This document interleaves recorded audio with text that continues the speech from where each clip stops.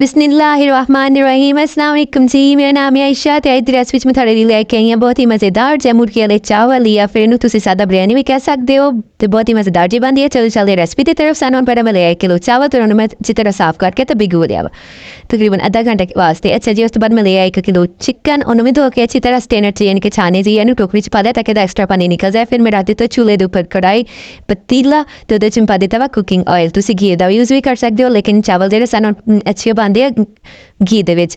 ਤੇ ਅੱਛਾ, ਉਸ ਤੋਂ ਬਾਅਦ ਮੈਂ ਇਹਦੇ ਵਿੱਚ ਸੁੱਟ ਦਿੱਤਾ ਸੀ ਪਿਆਜ਼ ਤਾਂ ਕਿ ਸਾਡੇ ਪਿਆਜ਼ ਮੈਂ ਇਹਨਾਂ ਦਾ ਕਲਰ ਲੈ ਆਵਾਂ ਯਾਨੀ ਕਿ ਕਰ ਲਈ ਇਹਨਾਂ ਨੂੰ ਗੋਲਡਨ ਬਰਾਊਨ। ਤੇ ਪਿਆਜ਼ਾਂ ਦਾ ਕਲਰ ਹੁਣ ਲੱਗ ਗਿਆ ਵਾ ਗੋਲਡਨ ਬਰਾਊਨ ਤੇ ਇਹਨਾਂ ਨੂੰ ਥੋੜ੍ਹਾ ਜਿਹਾ ਹੋਰ ਬਰਾਊਨ ਕਰ ਲਾਂਗੇ। ਇੰਨਾ ਡਾਰਕ ਬਰਾਊਨ ਹੀ ਨਹੀਂ ਕਰਨਾ ਕਿ ਇਸ ਤੋਂ ਹੀ ਕਾਲੇ ਹੋ ਜਾਣ ਤੇ ਬਸ ਹਲਕਾ ਜਿਹਾ ਗੋਲਡਨ ਬਰਾਊਨ ਕਰਨਾ ਵਾ।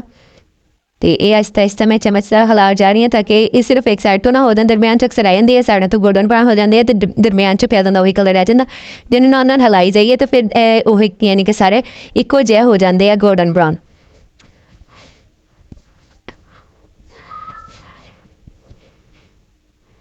ਅੱਛਾ ਜੀ, ਇਹ ਤੁਸੀਂ ਦੇਖ ਰਹੇ ਹੋ ਕਿ ਇਹਨਾਂ ਦਾ ਕਲਰ ਹੋ ਗਿਆ ਵਾ ਗੋਲਡਨ ਬਰਾਊਨ ਜਿਹਾ ਤੇ ਇਸ ਤੋਂ ਜ਼ਿਆਦਾ ਨਹੀਂ ਮੈਂ ਕਰਨਾ, ਤਕਰੀਬਨ ਇੰਨਾ ਹੀ ਕਰਨਾ ਸੀਗਾ। ਤੇ ਇਹਦੇ ਵਿੱਚ ਮੈਂ ਪਾ ਦਿੱਤੀ ਆ ਮੁਰਗੀ ਤੇ ਮੁਰਗੀ ਇੱਦਾਂ ਪਤੀਲਾ ਨੂੰ ਛਿੰਬੜੀ ਜਿੱਦਾਂ ਇਹਨੂੰ ਮੈਂ ਅਲਫੀ ਲਾ ਕੇ ਸੁੱਟਿਆ ਸੀਗਾ ਤੇ ਇਹਨਾਂ ਨੂੰ ਮੈਂ ਆਹਿਸਤਾ ਆਹਿਸਤਾ ਹੁਣ ਖਾ ਲੈਂਦੀ ਹਾਂ।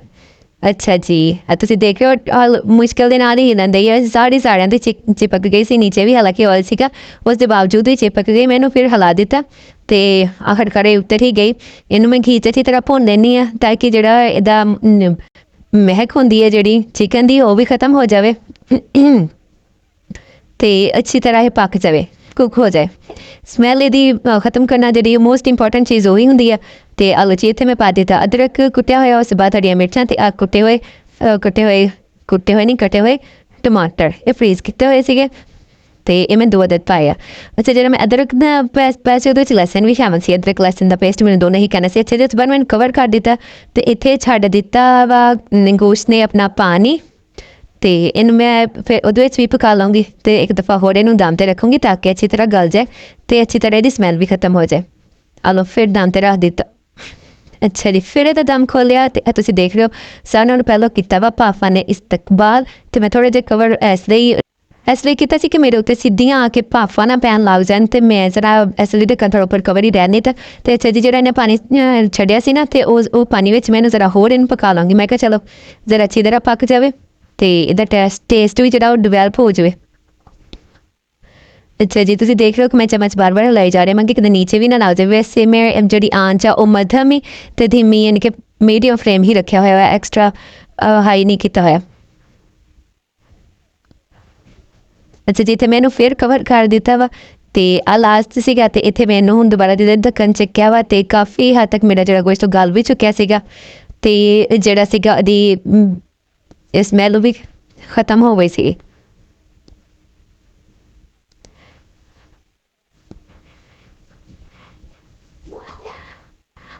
ਅੱਛਾ ਜੀ, ਇੱਥੇ ਮੈਂ ਪਾ ਦਿੱਤਾ ਵਾ ਸਾਬਤ ਜ਼ੀਰਾ ਤੇ ਕਾਲੀਆਂ ਮਿਰਚਾਂ ਯਾਨੀ ਕਿ ਜਿਹੜਾ ਸਾਬਤ ਮਸਾਲਾ ਹੁੰਦਾ ਤੇ 2 ਦੇ ਲੌਂਗ ਤੇ ਆਪਣਾ ਦਾਲਚੀਨੀ ਦਾ ਟੁਕੜਾ ਔਰ ਸਿੱਟਾ ਵਾ ਨਮਕ ਤਾਂ ਕਿ ਮੇਰੇ ਗੋਸ਼ਤ ਵਿੱਚ ਵੀ ਜਜ਼ਬ ਹੋ ਜਾਵੇ ਤੇ ਫਿਰ ਮੈਂ ਇਹਦੇ ਵਿੱਚ ਜਿਹੜਾ ਪਾਣੀ ਪਾਣਾ ਉਹਦੇ ਵਿੱਚ ਵੀ।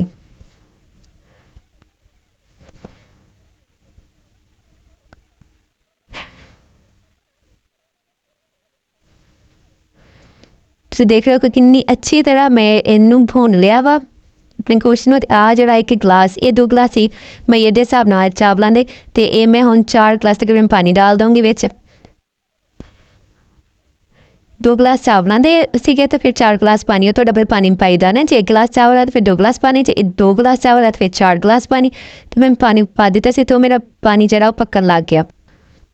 ਤੁਸੀਂ ਦੇਖ ਰਹੇ ਹੋ ਕਿ ਪਾਣੀ ਨੂੰ ਜੋਸ਼ ਆਉਣਾ ਸਟਾਰਟ ਹੋ ਗਿਆ ਸੀਗਾ ਤੇ ਹੁਣ ਇੱਥੇ ਮੈਂ ਪਾ ਦੇਣੀ ਆ ਚਾਵਲਾਂ ਦੇ ਵਿੱਚੋਂ ਕੱਢ ਕੇ ਪਾਣੀ ਸਟੇਨ ਕਰਕੇ ਤੇ ਚਾਵਲ ਇਹਦੇ ਵਿੱਚ ਛੋੜ ਦੇਣੇ।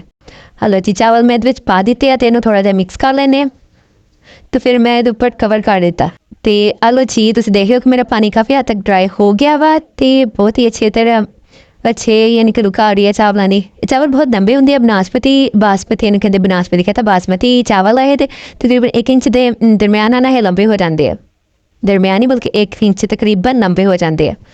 ਅੱਛਾ ਜੀ, ਤੁਸੀਂ ਦੇਖ ਰਹੇ ਹੋ ਕਿ ਮੇਰਾ ਪਾਣੀ ਕਾਫੀ ਹੱਦ ਤੱਕ ਡਰਾਈ ਹੋ ਚੁੱਕਿਆ ਵਾ ਲੇਕਿਨ ਦਮ ਦੇ ਤੇ ਲਾਉਣ ਵਾਸਤੇ ਉਸ ਤੋਂ ਜ਼ਿਆਦਾ ਵਾ ਯਾਨੀ ਕਿ ਇੰਨਾ ਪਾਣੀ ਹੈਗਾ ਵਾ ਮੈਨੂੰ ਦਮ 'ਤੇ ਨਹੀਂ ਲਗਾ ਸਕਦੀ। ਇਹਨੂੰ ਪਾਣੀ ਮੈਂ ਥੋੜ੍ਹਾ ਜਿਹਾ ਹੋਰ ਡਰਾਈ ਕਰਨਾ। अच्छा जी, लेकिन काफ़ी हद तक मेरे चावल जो है खिल गए हैं ਤੇ ਬਹੁਤ ਹੀ ਪਿਆਰੇ ਲੱਗ ਰਹੇ ਆ। ਲੇਕਿन 95% ਪਾਣੀ ਖੁਸ਼ਕ ਹੋਇਆ, 5% ਪਾਣੀ ਹੈਗਾ ਵਾ ਇਹਦੇ ਵਿੱਚ ਮੌਜੂਦ ਆ। ਹਲੇ ਇੱਕ ਡਰਾਈ ਹੋਏਗਾ ਤੇ ਉਸ ਤੋਂ ਬਾਅਦ ਮੈਨੂੰ ਲਗਾਉਣੀ ਹੈ ਦਮ ਤੇ। ਅੱਛਾ ਜੀ, ਮੈਂ ਲਗਾ ਦਿੱਤਾ ਦਮ ਤੇ ਦਮ ਪੱਟਿਆ ਵਾ ਤੇ ਫਿਰ ਭਾਫਾਂ ਦੇ ਨਾਲ ਇਸਤਕਬਾਲ ਤੇ ਤੁਸੀਂ ਦੇਖ ਰਹੇ ਹੋ ਕਿ ਕਿੰਨੇ ਪਿਆਰੇ ਜਿਹੇ ਖਿਲੇ ਖਿਲੇ ਚਾਵਲ ਆਏ ਆ। ਇਹਨੂੰ ਸਾਦਾ ਬਿਰਿਆਨੀ ਜਾਂ ਚਿਕਨ ਵਾਲੇ ਸਾਦਾ ਚਾਵਲ ਵੀ ਕਹਿ ਸਕਦੇ ਹਾਂ। ਅੱਛਾ ਦੀ ਭਾਫ ਥੋੜੀ ਪਿੱਛੇ ਹਟੇਗੀ ਤੇ ਮੈਂ ਤੁਹਾਨੂੰ ਦਿਖਾਉਣੀ ਹੈ ਕਿ ਚਾਵਲਾਂ ਦੀ ਫਾਈਨਲ ਲੁੱਕ ਕੀ ਆਈ। ਬਿਲਕੁਲ ਵੀ ਨਹੀਂ ਜੁੜੇ, ਬਿਲਕੁਲ ਕਲੇ ਕਲੇ ਚਾਵਲ ਆ। ਇਹਨੂੰ ਕਹਿੰਦੇ ਆ ਕਿ ਸੁਪਰ ਬਾਸਮਤੀ। ਤਕਰੀਬਨ 1 ਇੰਚ ਦੇ ਜਿੰਨੇ ਹੀ ਚਾਵਲ ਲੰਬੇ ਹੋ ਜਾਂਦੇ ਆ। ਤੇ ਆਹ ਦੇਖੋ ਤੁਸੀਂ ਕਿੰਨੀ ਪਿਆਰੀ ਜਿਹੀ ਲੁੱਕ ਹੈ ਚਾਵਲਾਂ ਦੀ, ਬਹੁਤ ਹੀ ਮਜ਼ੇਦਾਰ ਬਣਦੇ ਆ। ਤੇ ਪਲੀਜ਼ ਚੈਨਲ ਨੂੰ ਲਾਜ਼ਮੀ ਸਬਸਕ੍ਰਾਈਬ ਕਰ ਦਿਆ ਕਰੋ। ਚਾਵਲਾਂ ਦੀ ਫਾਈਨਲ ਲੁੱਕ ਤੁਸੀਂ ਦੇਖ ਲਈ ਆ। ਓਕੇ ਜੀ, ਅੱਲਾ ਹਾਫਿਜ਼।